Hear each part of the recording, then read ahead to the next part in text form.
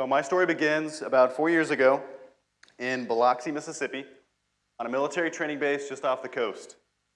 It's about 3 or 4 a.m. in the morning, it's still dark outside, and it's raining, and myself and about 30 other guys, all college age, are in this volleyball pit. We're covered from head to toe in sand, and we're doing these ridiculous exercises, like we're running from one end to the other on all fours and making duck sounds, or we're dragging each other from one end to the other, or we're doing push-ups and burpees. All meanwhile, we're getting yelled at from instructors to go faster, or to start over, or you're not doing it right. Anyway, after this, we form up and we run 3 miles to the ocean. We get to the ocean, we get wet, and then we begin to do a beach workout. After that, we run an exhausting 3 miles back to base, and we do pull training, water con, laps, stuff like that. When this is done, it might be 7 or 8 a.m., and our morning is just about over. We run back to the barracks, and we have to shower and get ready for school. After a long 8-hour day of air traffic control training school, we get out, and it's like 5 or 6 now. We grab a quick dinner, and then we begin to have our team meetings, study for class, do homework, and mentally and physically prepare for the next day.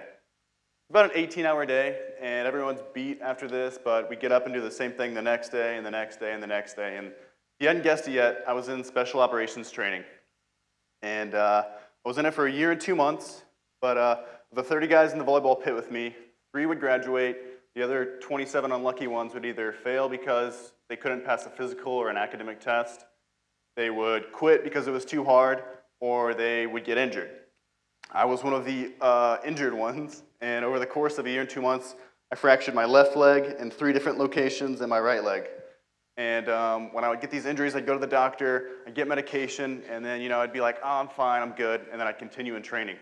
And I'd keep going and doing this over and over and over again until finally I could barely get out of bed and walk, and it was obvious. I couldn't mask it anymore, so I got medically eliminated. Now, ever since I was a teenager in high school, this was my dream. This is all I wanted to do. I didn't want to go to college. I didn't want to do anything else, so I trained for it. And I did it, and I was there for 1 year and 2 months, but obviously I got injured. So when this happened, I was at the lowest point of my life. I didn't know where I wanted to go or what I wanted to do or what the heck the point was anymore.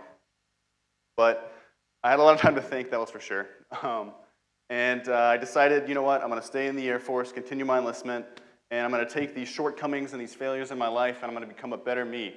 I'm going to grow from it. And I did just that. On this journey, I discovered this little thing called minimalism. Minimalism, if you've never heard of it, is a way of eschewing all the non-essential things in your life, just focusing on what is important, what provides meaning, value, and joy to you.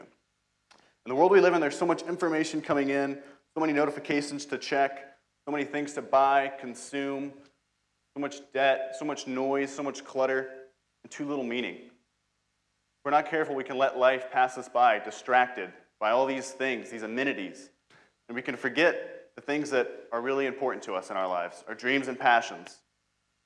So just within the last 2 years of my minimalist journey, I've been able to pursue my passion for travel and go to multiple continents, countries, all on my own dime while in the Air Force, working full-time. I have pursued my passion for learning, and I've been attending ASU for the last 2 years, and I competed in a bodybuilding competition, and I placed second place to see what I could do physically. And I bought my first house and began making passive income off it in pursuit to be financially free one day so that I could do more traveling. But anyway, my point is, none of this would have been possible had I not been living an intentional life, focused on these things that were so fulfilling and meaningful to me. I didn't waste my time, because I came to the conclusion that we get exactly one life to live. And our potential is limitless, but so are the distractions. And it's up to us to pick apart all these things and live a life that we want to live, not scared of the unknown, and for passions that we have. I want to be old one day and crusty when I can't walk, and I want to look back and have more to show for than just the years I've lived. I want to be able to say that I did everything I wanted to do, and I challenge you today, if you've never given minimalism a shot, or you've never thought of living an intentional life, to think about all the things you do that maybe that aren't aligning with who you are, where you want to be in life, and give it a shot. So anyway, thank you very much for listening.